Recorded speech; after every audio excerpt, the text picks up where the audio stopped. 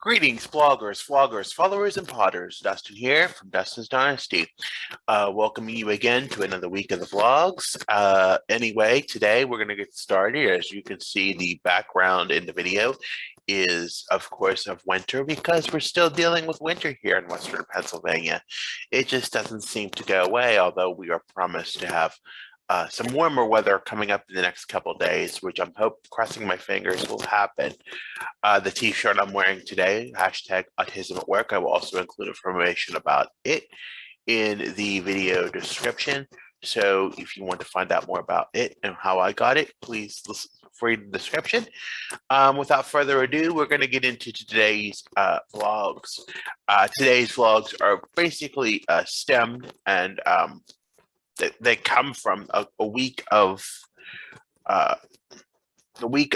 just being having a very long week and having some contentious, not behavior, but a lot of uncertainty. As you can see with the weather behind me, with the picture of the weather, I should say, behind me, that's pretty much what we've been experiencing here this week in southwestern Pennsylvania. It's been snowing, and then we had ice Thursday night into Friday. So that was a challenge of getting out and following the routine as much as we can.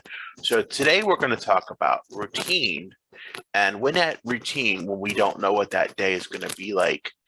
And also when we don't know what that day is going to be like, or when it's a sudden change.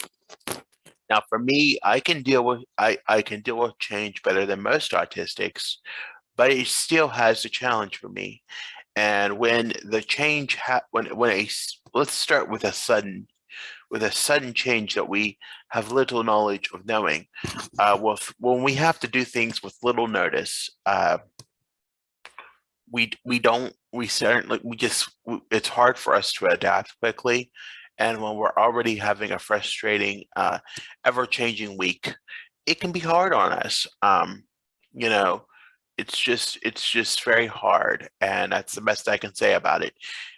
Having a sudden and abrupt change is never easy, and especially in the time of COVID, we've experienced quite a great deal of these events happening in our world, and I know it's been especially hard on the autistic community, dealing with these changes being so abrupt and so sudden. However, we have to learn to respond to them and not react to them. And that is a skill that I had to learn after many years of therapy, many years of ignorance to the fact, but now I'm understanding the importance of doing so, because when we do so, it just makes the transition easier for everyone. And it's not easy to do, but it's manageable. And when that sudden change comes, and it did come Thursday because I was at day program, and again, that was not even following the normal pattern because one of my standing Thursday appointment got canceled. So I went to the day program instead, just to get out of the house and not be so cooped up, as I'm trying to do in the new year, trying to get out more. When I learned that we were leaving early, and I learned what we were leaving a little early, earlier than I thought, with more sudden notice, it was challenging. And then to learn we were going for an additional hour drive, that was even more challenging. And when I got home, and while I did get home, it was around my normal time that I got home every day.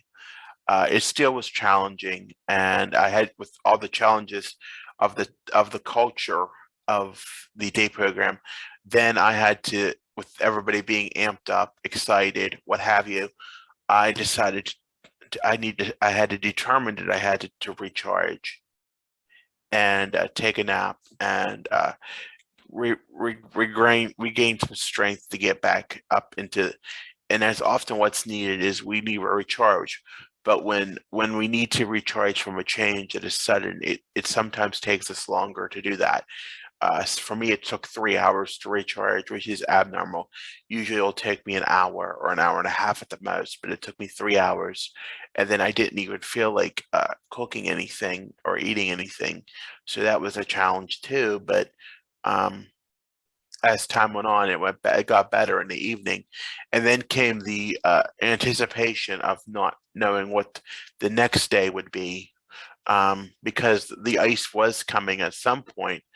The forecast was it was a great degree of uncertainty to the forecast for the evening and into the next morning of when the when the ice would particularly come into the area where I live, and that affects transportation. I did not know if, number one, I had to work, so I did not know if the office would be closed. That decision was going to be made in the morning once I got a text in the evening stating that. And then, I didn't know what transportation was going to be like. So there was a lot of unknown and a lot of uncertain. As a result, I was stimming a lot. Um, I was stimming a lot with restless legs, restless hands, and as such, I couldn't get to sleep. It was difficult for me to get to sleep that night because it was extremely difficult to not know when to get up in the morning. I had to set my alarm and get up like normal, and I did get up like normal, but I did put the news on, which the news, we have to say, is getting more hypier and hypier as time goes on. One of the local stations that I watch, because I don't have cable, I have streaming TV, is that it comes with these days they called first alert days. And when it's first alert, they say it's not to alarm, but in my eyes, and probably in the eyes of many, it is to alert because it's very alarming and it makes you amped up. And I could see that energy be transposed across everybody across the board, not only in work, in the day program, in my personal life. Everybody's just amped up about everything, but what have you. So this amped up was going, and it was still a lot of uncertainty that morning of what would be.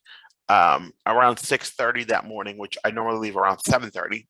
At 6:30, I got a text saying the office would be open, and still no decision about transportation. So I did text the director of the day program, who alerted me the transportation would not be provided.